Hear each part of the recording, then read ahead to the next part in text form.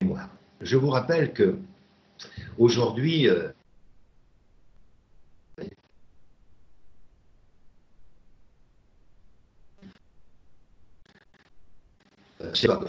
je voudrais rappeler que l'une d'entre vous, et ça c'est quand même inquiétant, n'a toujours pas reçu, après un 4-2, tiré par les cheveux, la désinvolture de cette examinatrice pose problème. Mais ça fait idée assez fréquent jury DEC, à la fois par les délais, mais surtout par les décisions qui sont prises quelquefois prêter l'examinateur ou l'examinatrice. Bref, je voudrais ici revenir sur quelques points fondamentaux. Bon.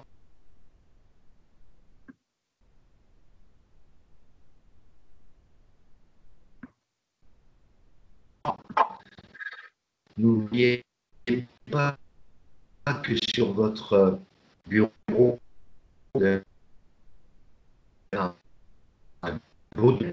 l'ensemble des parties de synthèse, un sous-dossier qui s'appelle note préliminaire, puisque dans chaque mémoire, on va se faire une note préliminaire. Pourquoi on va faire une note préliminaire? Pour remercier d'abord la personne qui vous a agréé et expliquer dans cette note préliminaire les petits changements ou changements tout simplement qu'on a fait, changements aussi que l'on a éventuellement demandé l'autorisation par un mail à cet examinateur qui vous a agréé. Ensuite, on a comme autre sous-dossier, on a première partie du mémoire, autre sous-dossier partie, pour beaucoup d'entre vous, troisième partie. On a ensuite conclusion, on a ensuite table des matières et sommaire, on a ensuite lexique des termes techniques. Par exemple, vous avez votre nom qui s'appelle Adrien Grégoire. Eh bien, vous mettez, pour les schémas que vous avez mis, vous mettez dans le lexique votre nom, et puis vous mettez en face AG. Comme ça, vous n'avez pas l'obligation de répéter à chaque fois que ça a été fait par Adrien Grégoire. Ça a été fait par AG. Dans le lexique, AG a une signification. Ensuite, vous devez mettre annexe. Donc, c'est toutes les annexes qui vont incorporer le livre 2. Vous avez un sommaire du livre 2 dans le dossier mémoire qui se trouve sur le DEC 2020. Si vous n'avez pas malheureusement les sites DEC 2020 ou loi de finances 2020 réalisés par l'ISMA, vous m'envoyez un mail, vous aurez bien sûr ces sites si vous êtes en règle avec moi au niveau des règlements qui doivent être effectués, parce qu'il y en a qui n'ont pas encore versé un centime et qui se posent des questions pour savoir comment je réponds. Bref, si vous êtes chez boulanger sans si vous donnerez le je ne pense pas, je suis en train, donc je voudrais revenir aussi sur un autre dossier, ces articles que vous devez avoir également. Ce sont des articles qui ne sont pas certains d'être mis dans un mémoire, mais qui peuvent éventuellement, ce qu'on appelle renforcer une idée du mémoire. C'est un article rédigé avec le nom de l'auteur, avec la date de parution dans la revue ou dans le journal, et qui peut confirmer et surtout illustrer un mémoire. Et j'ai jamais eu de remarques désobligeantes quand mes candidats proposaient quelques articles entre 5 et 6 maximum. Et ensuite, vous avez un outil qui s'appelle les outils. Alors, je sais qu'il y en a beaucoup qui ont des tableurs à faire pour exposer, par exemple, une méthode de calcul de l'intéressement ou une méthode de calcul sur, je dirais, d'autres thèmes que les uns et les autres proposaient dans vos mémoires. Ça, c'est le premier dossier sur votre bureau. Ça vous permet de ranger la documentation dans les parties correspondantes et de pouvoir mieux rédiger. Ensuite, vous avez besoin d'un deuxième gros dossier qui sont les moteurs de recherche. Je vous rappelle les principaux moteurs de recherche que vous devez mettre sur votre ordinateur dans moteur de recherche. Vous allez les chercher, vous les incorporez dans le dossier moteur de recherche. Il y a bien sûr Google, Alerte Google, qui sont deux sites séparés, Google Alerte Google. Après, vous avez Ask, ASK. Vous avez ensuite Bing, BING de Microsoft. Vous avez le site qui n'est pas très peu, un grand avantage, il trouve quelquefois des choses que les autres ne trouvent pas, c'est le site Mozbot, M-O-Z-B-O-T. Vous avez ensuite le site Qwant, Q-W-A-N-T. Ensuite, vous avez un moteur de recherche très performant, c'est le moteur de recherche Yahoo. Yahoo qui est remarquable également dans ses recherches. Et puis, n'oublions pas de mettre YouTube, qui est des vidéos que vous pouvez trouver sur votre thème, que ce soit sur l'épargne salariale, par exemple, sur les voitures de collection, par exemple, sur bien d'autres choses, et vous les mettez, ces vidéos, en lien hypertexte. Vous les mettez sur les vidéos, pardon, mon téléphone était ouvert, je vous prie de m'excuser, et vous les mettez en lien hypertexte sur votre mémoire numérique que vous enverrez sur la clé USB, ce qui permettra, bien sûr, aux examinateurs qui lisent votre, et ça sera bien marqué, lien hypertexte, pour qu'ils sachent vraiment, et les vidéos seront consultables. Et ça, c'est aussi agréable pour un examinateur d'avoir un mémoire avec des vidéos. Même vous pouvez vous réaliser une propre vidéo. Hein. Si vous êtes, moi, si j'étais candidat, voyez-vous, à l'épargne salariale et l'intéressement, avec l'accord de mon dirigeant, j'essaierai de avec les appareils nécessaires, un entretien de 10 minutes que j'aurais eu avec un dirigeant et éventuellement un conseiller en patrimoine pour définir une formule d'intéressement. Et ça, ce serait apprécié de manière impressionnante par le jury, parce que là, on verrait votre travail en direct. Et aujourd'hui, en 2020, on ne doit pas ignorer, on parle sans arrêt de digital, de numérique, et bien là, vous montrez qu'un mémoire n'est pas quelque chose qui vit, c'est quelque chose qui se vend, c'est quelque chose qui se défend.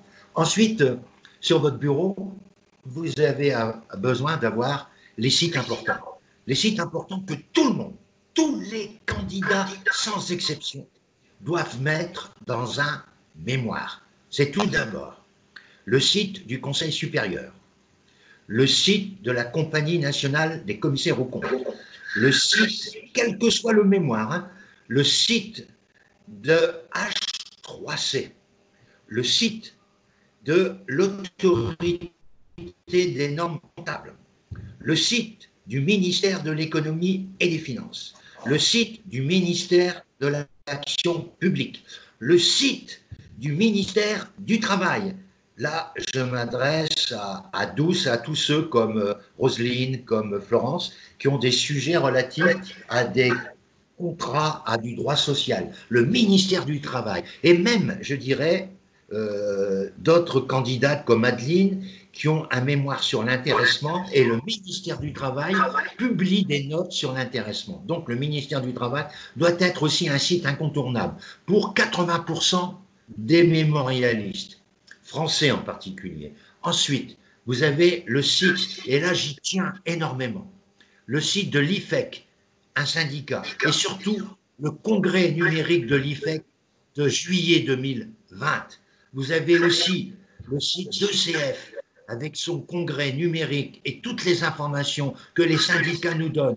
Que ce sont des syndicats qui construisent et non pas démolissent. Il faut qu'ils soient dans les hauts incontournables d'un mémoire.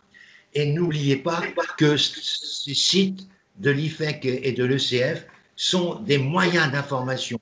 Et je répète, il y a eu des diaporamas qui ont été présentés dans ces congrès numériques qui sont à reprendre dans vos annexes. Je vous en prie, regardez les congrès numériques, ECF et IFEC.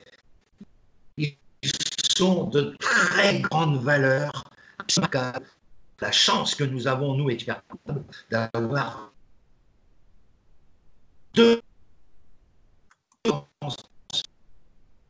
syndicats numéraires, mais qui ont le même objectif.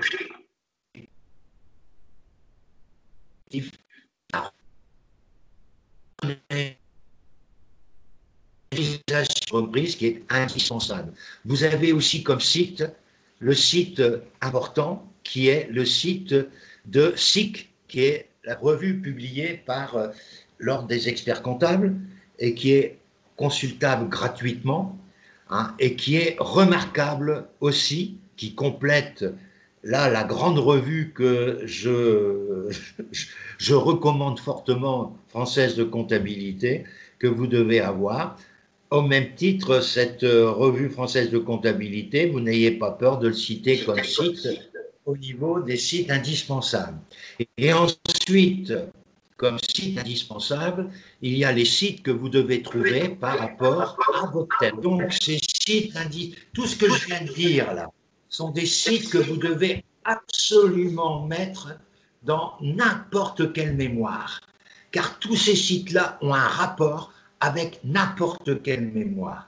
Et ensuite, j'allais oublier, c'est les notes de Bercy. Les notes de Bercy qui sont remarquables.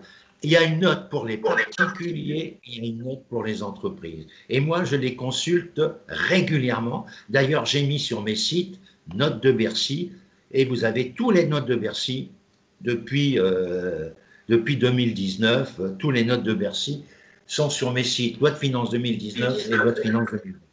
J'aimerais aussi rappeler que pour trouver un sujet de mémoire, c'est la première étape.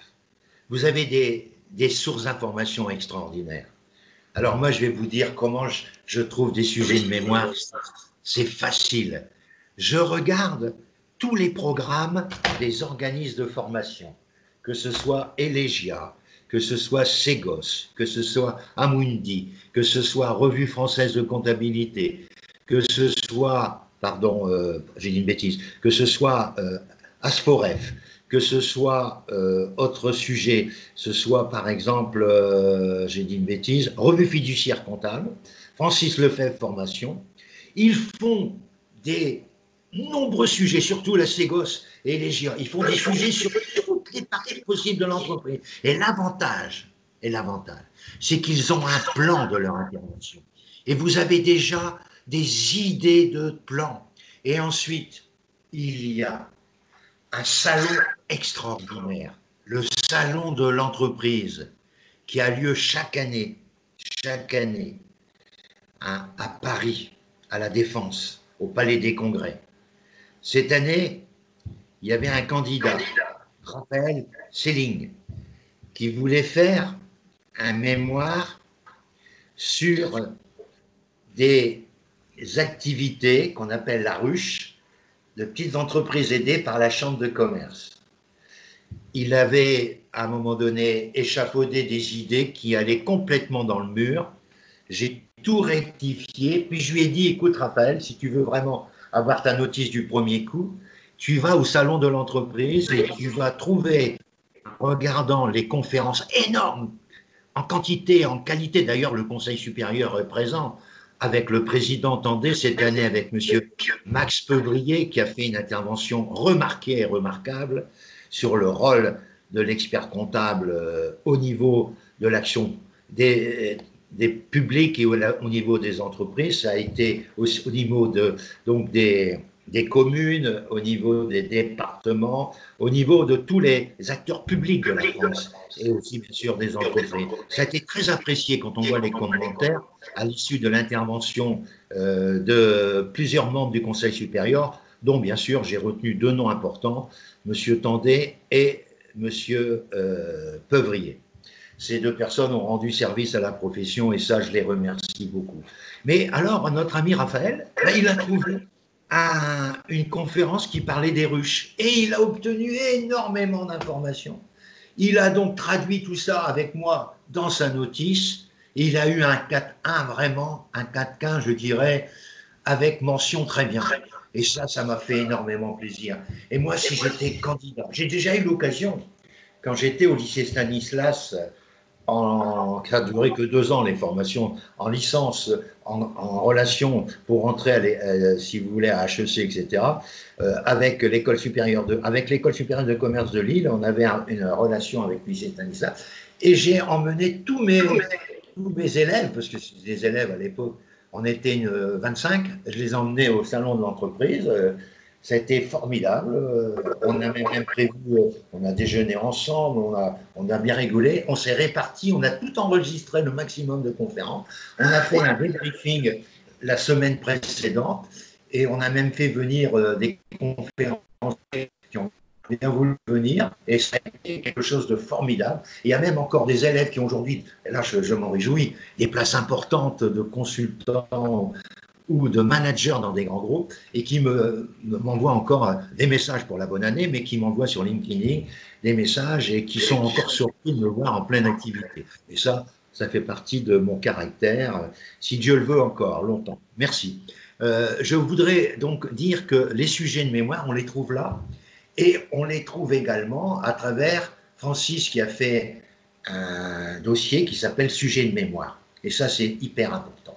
Ensuite, autre phase importante, comment convaincre un jury dans une notice? Eh bien, pour convaincre un jury dans une notice, il faut faire ressortir votre problématique. Et votre problématique, c'est toujours un point d'interrogation pour laquelle vous êtes amené à apporter une solution. Une solution à travers 3 apports possibles. Un apport scientifique, c'est toute la recherche documentaire que vous avez fait par Internet, vos suivis de formation, vos suivis de séminaires, de conférences, j'en passe les meilleurs. Après, c'est les apports techniques. Les apports techniques, c'est les apports que vous apportez à l'aspect comptable de votre métier, à l'aspect fiscal ou juridique de votre métier. Donc ça s'adresse à tous les comptables de France et de Navarre, aussi bien le comptable d'un commerce de proximité ou d'une petite entreprise d'artisans, ou le comptable du cabinet comptable. Par contre, le troisième apport, c'est là où le jury vous attend, c'est bien sûr l'apport professionnel.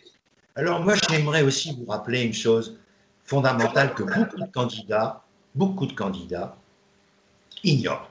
C'est que quand on présente un projet à un jury, il faut s'attendre à ce que le jury vous demande comment expliquer la rentabilité de votre proposition. Et si vous n'êtes pas capable de répondre à la rentabilité de votre mission, vous allez forcément descendre de manière. Un candidat qui n'est pas capable, qui fait un extraordinaire, etc., et qui n'est pas capable de répondre à la question « Pouvez-vous m'apporter la rentabilité de cette mission ?» ou alors il y répond d'une manière totalement hors sujet. Il y a quelqu'un qui m'écoute et qui doit éventuellement se souvenir de ma question et qui a été complètement désemparé par cette question. Donc, il faut vous attendre à répondre à une question 9 fois sur 10. Apportez-moi la rentabilité de cette mission pour le cabinet comptable. Donc, vous devez répondre, ben, chez nous, hein, on est un cordonnier bien chaussé, on a une comptabilité analytique qui nous permet pour chaque dossier d'avoir un coût de revient et en face, bien sûr, un prix de vente. Donc on ne fait jamais, je suis bénévole en tant que femme ou homme, ça ne me dérange pas d'être bénévole, mais en tant que membre d'un cabinet comptable, je ne peux pas parler de bénévolat, je dois parler de 2 choses. L'efficacité du travail, ça c'est le rôle de tout expert comptable, d'être à la fois lui-même le plus efficace, c'est-à-dire le plus productif possible, mais également d'avoir des missions rentables. Mais le bénévolat, je ne dis pas qu'il est totalement banni des cabinets comptables, parce qu'il y a des cabinets comptables qui apportent quelquefois leur contribution à des associations municipales de manière gratuite, quelquefois pour des raisons politiques ou quelquefois pour des raisons tout simplement de bienfaisance, mais c'est rare. Alors, le mot bénévolat, je ne voudrais pas que vous en parliez. Vous parlez des bénévoles dans l'association, ça c'est parfait, mais ne parlez pas. Alors, une chose aussi pour le monde associatif. Je crois que vous oubliez les uns les autres qui faites des mémoires sur les associations. Il faut savoir évaluer la valorisation à partir du SMIC du travail réalisé par les bénévoles. Et ça donne à votre mémoire une consistance comptable et financière intéressante. Il y en a beaucoup qui ne savent pas que quand ils parlent d'association, ils oublient un phénomène important, c'est le monde, et ça je pense à notre ami Zacharia, c'est mesurer la valorisation du travail des bénévoles en valeur SMIC. Et vous verrez que vous allez être impressionné par rapport au nombre d'heures, et ça fait quelquefois des équivalents salariés de 3 ou 4 salariés par an, quelquefois plus. Moi, je suis occupé du foot. Eh bien, vous savez, au foot, par exemple, je prends la Ligue des Hauts-de-France, il y a presque plus de 500 officiels.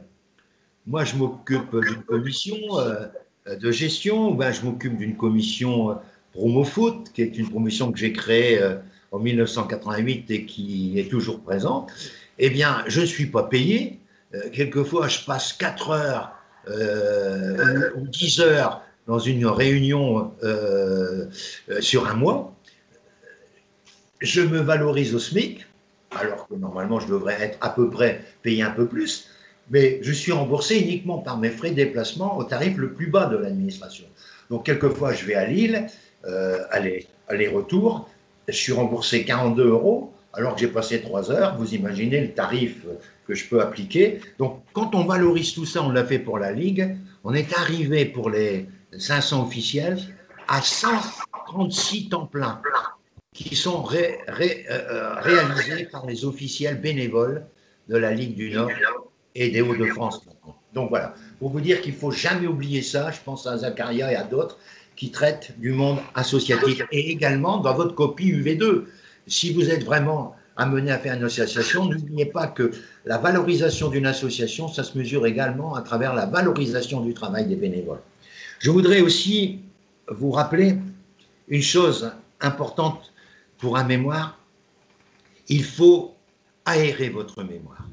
Donner envie à celui qui vous lit d'avoir des moyens de respirer. C'est-à-dire, n'oubliez pas de faire ce que j'appelle moi des focus. Ces focus, c'est des choses que je ne multiplie pas, non. Je les fais tous les 10 pages environ, et je m'appuie souvent pour confirmer les propositions que j'ai faites, je me mets à la place du candidat, je prends souvent, et il y en a beaucoup, les citations des derniers 4 présidents. Et souvent, Madame Bricard, Monsieur Zornietti, surtout avec son passage avec Monsieur Macron, Monsieur Araou avec son numérique, Monsieur Tandé avec ses conseils, ils nous ont donné l'occasion de faire beaucoup de citations. J'incorpore aussi certains membres du Conseil supérieur, comme les citations de M. Peuvrier lors du salon de l'entreprise, de Mme Saoudi, je prononce peut-être mal, de M. Cohen, ancien président, de M. Canesi, président du Conseil régional de Marseille, M. Tondeur, qui s'exprime dans Expopol et qui a des citations très valorisantes sur le métier d'expert comptable. Toutes ces citations sont conseillées à mes candidats. Et quelquefois, bien sûr, je reprends des citations de Peter Drucker, je reprends des citations de M. Percheron, qui était Perrochon, pardon. J'ai dit Percheron, je confonds avec l'ancien président du Conseil régional de Lille. Je m'appelle M. Percheron, qui a été... M. Perrochon, pardon, qui a été un de mes maîtres. Moi, j'ai appris, moi, tout ce que je sais, j'ai appris à travers plusieurs manuels, puisque j'ai préparé beaucoup de choses moi-même. Il y avait les manuels de M. Perrochon, les manuels de M. Lerion, les manuels de Delmas, la collection de Delmas, c'est elle qui m'a appris la recherche opérationnelle, qui m'a appris les maths appliquées, qui m'a appris l'audit, avec un auteur formidable avec qui j'ai pu partager une journée de mémoire. C'est M. Mazard, créateur du groupe. C'est un monsieur très discret, de petite taille, très discret, qui parlait de manière différente de la mienne, moi qui s'exprime avec beaucoup, je crois, de détermination. Lui s'était posé, j'écoutais, voilà, avec beaucoup d'intérêt, tout ce qu'il a pu poser, aux remarques qu'il a pu faire. Ça m'a nourri énormément, mais j'avais, avec Chardonnay et M. Mazard, j'ai tout appris. J'ai tout appris, recherche opérationnelle, statistique, audit, révision, avec Lorion, avec Pérochon, j'ai tout appris et j'ai eu l'occasion d'être avec Pérochon une journée aussi. Et ça, c'est des moments qui restent gravés à jamais dans ma mémoire. Et ensuite, vous savez, le mémoire, il faut nourrir vos idées. Mais les nourrir, les idées, c'est pas bien difficile. Quand vous avez votre notice qui est agréée, comment faire pour mieux écrire votre mémoire? Ben, vous mettez les mots-clés, les mots forts de votre mémoire. Et quand vous avez les mots forts et les mots-clés de votre mémoire, eh bien, vous avez les moyens d'avoir bien recensé les mots-clés de votre mémoire, de votre chapitre 1, de votre section 1, les mots-clés, les mots forts, et après, vous commencez à rédiger, et vous avez des choses aussi importantes que j'ai oubliées dans les sites, et ça me revient. Vous avez 2 sites que j'ai oubliés, que j'ai achetés. L'un que j'ai acheté récemment, j'ai même conseillé à certains d'entre vous, c'est le dictionnaire Robert numérique, qui est formidable. Ça coûte 79 €. Mais je ne regrette pas cet achat. Ça me permet d'avoir la définition de plusieurs mots, d'avoir la recherche de mots, parce que quand j'ai mis mes mots-clés, je vais dans le dictionnaire Robert et ça me donne des idées de commencer. Il y a un autre site qui est génial. Vous avez trouvé une phrase, mais vous dites non. Je sais qu'il y a des gens qui ont des logiciels anti-plagiat. Si je fais une phrase puis que j'oublie de mettre de nom d'auteur, alors pour éviter d'avoir ces remarques désagréables et d'être quelquefois, c'est arrivé à l'une d'entre vous, parce qu'elle avait mis un paragraphe, qui n'avait pas le nom de l'auteur, et puis il y avait un gars que sa femme lui avait payé 2 jours avant un logiciel anti-plagiat, il l'avait utilisé, et puis il était content. Bien sûr, c'est comme un joujou, vous savez, c'est celui qui a joué, puis qui est content, il l'utilise pendant 2 jours, après il laisse tomber. Ben, et ce gars-là, certainement qu'il a laissé tomber, mais il a refusé de noter la candidate, parce qu'il avait trouvé avec son logiciel un petit paragraphe où il n'y avait pas le nom de l'auteur. Elle a été traduite devant le conseil de discipline. Alors, je vous le dis, c'est pour que vous soyez bien au courant qu'il y a des examinateurs zélés. Alors certains vous diront, non, ce sont des examinateurs qui font leur travail. Alors je répondrai à ceux qui me disent ça.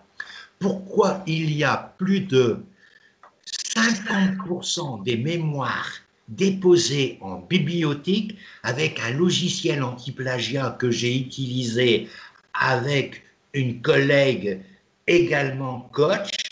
On a trouvé des mémoires qui ont plus de 14 à la bibliothèque avec 50% de rédaction plagiat. Alors je réponds à ces messieurs, dames qui disent non, le correcteur fait leur travail, que donc ces correcteurs aillent faire le travail sur les mémoires déposées et qui ne rendent pas service à notre métier, parce que c'est de la triche, c'est de la triche, et on laisse les tricheurs être déposés en bibliothèque. Alors, qu'on essaye de bien réfléchir avant de convoquer quelqu'un.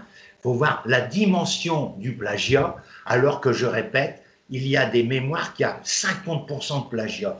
Et j'ajouterai une chose, que l'une d'entre vous a pu constater avec moi. Et alors là, je vais vous dire une chose qui est grave. Figurez-vous qu'il y a un mémoire d'un candidat qui a dû passer 3 fois le mémoire. Et au cours du passage de ces 3 mémoires, j'ai été sollicité par un autre candidat qui avait un sujet proche de ce candidat.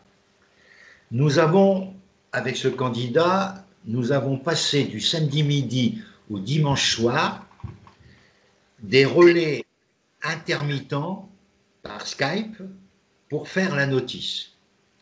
Cette notice qui ressemblait assez bien à celle du candidat, mais qui avait des modifications quand même, a été acceptée rapidement par un catin. Je répète, c'était à la dernière journée du dépôt d'un mémoire.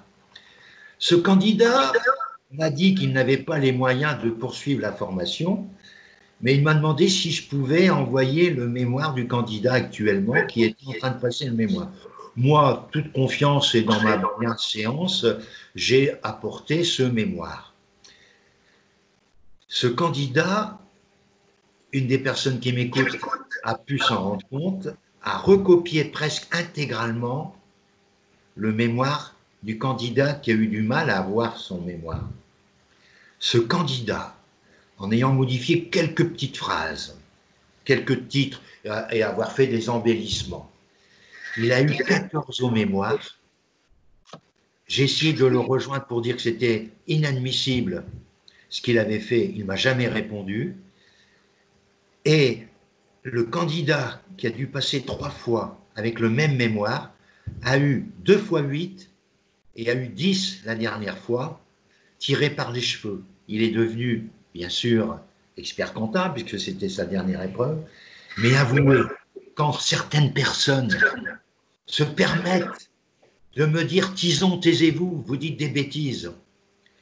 Si cette personne qui dit ces bêtises, si elle veut que je lui envoie ces 2 mémoires, elle pourra juger elle-même. C'est pour ça que je dis que malheureusement, il y a beaucoup de management à revoir dans ce jury DEC. Moi, je suis d'accord que tous les examinateurs aient un logiciel anti-plagiat. Je suis le premier à le demander. Mais je ne veux pas que l'on fasse au hasard des logiciels anti-plagiat pour l'un et pour l'autre. Non, non, les candidats doivent être présents, doivent être jugés de la même manière. C'est inadmissible d'avoir des procédures différentes. Et puis il y a une chose qui est absolument inadmissible aujourd'hui, c'est qu'il n'y ait pas de barème pour le mémoire. Alors, on a, et je pense que j'ai eu des témoignages de candidats qui m'ont dit Francis, les gars ne lisent pas le mémoire, c'est pas possible. Ils ne lisent que la soutenance. Comme j'étais relativement bien préparé par toi, la soutenance, je la connaissais sous le bout des doigts, ils m'ont posé des questions qui n'ont pas lu le mémoire. Eh bien, je me suis dit, j'aurai la moyenne. Ben oui, j'ai eu 13 facilement, alors que ces gars n'ont pas lu le mémoire parce qu'ils ne posaient que des questions d'ordre général. Et ça, c'est grave. C'est grave. Alors, tous ces conseils sont là pour vous aider à réaliser un bon mémoire. Vous avez jusqu'au 31 août. J'ai fait une demande solennelle au président ce lundi pour lui demander de reporter, compte tenu de cette pandémie, de reporter de 15 jours le délai, puisque dans mon groupe, j'ai 3 personnes qui ont été malheureusement atteintes et qui ont perdu un mois et qui ne sont pas tout à fait bien rétablies. En discutant avec elles ou qu'avec eux, je m'en suis rendu compte qu'ils avaient quand même quelques difficultés.